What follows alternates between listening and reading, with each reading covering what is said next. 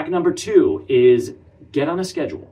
So what I have found for myself is not going in 7 days a week, but going in 4 days a week. The Soderbergh Huberman thing about needing to be in like 11 minutes per week. So I cover that by doing 4 minute cycles.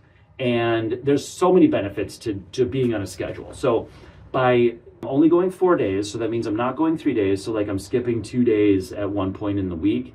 And I really am like excited to get back in. So that next day where I'm going in, I'm like looking forward to it. You know, it's still hard, but it really makes me want to go in. Whereas I know for myself personally, if I do the same thing day in, day out, it turns into drudgery, it turns into a chore. You know, it can become a good habit, but with something like this, you know, something that's easy to kind of like justify your way out of, I think that you should limit how much you go in, which might be kind of controversial, but that is how I feel about that. So, you know, the way that I schedule it is that I do sports 3 days a week, and one of those is early morning.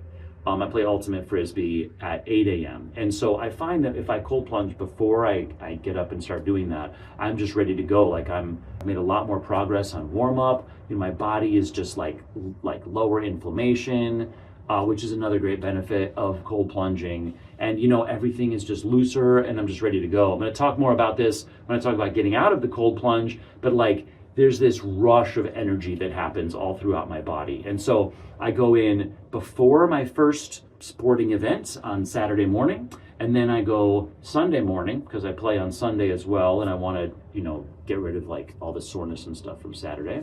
I go Monday morning to get rid of all the soreness from Sunday, which I play 2 games, and I sometimes get up to like 10 miles of sprinting. It's pretty awesome. And then I work out with a buddy on Wednesdays, and so I go in on Thursday as well. So those are my 4 days. Also, I have the cold plunge turned on in a schedule, so I don't have it running all the time. I just have it running for like 6 hours to be able to get to the temperature that I want. The night before, I'm in a cold plunge. So for a frugal person like me, you know, when I have electrical expense to get it cold, that also motivates me to do it instead of skipping it, because then it's just like I wasted money. So, you know, it's, I don't know, it could be pennies, it could be a dollar, I don't even know, but it's all about like knowing how you work and then getting leverage on yourself to be able to achieve the things that you want to achieve, you know? Yeah, so, you know, get on the schedule. You don't want to get frustrated. And, you know, you don't want to your cold plunging to be an isolated experience. Okay, moving on.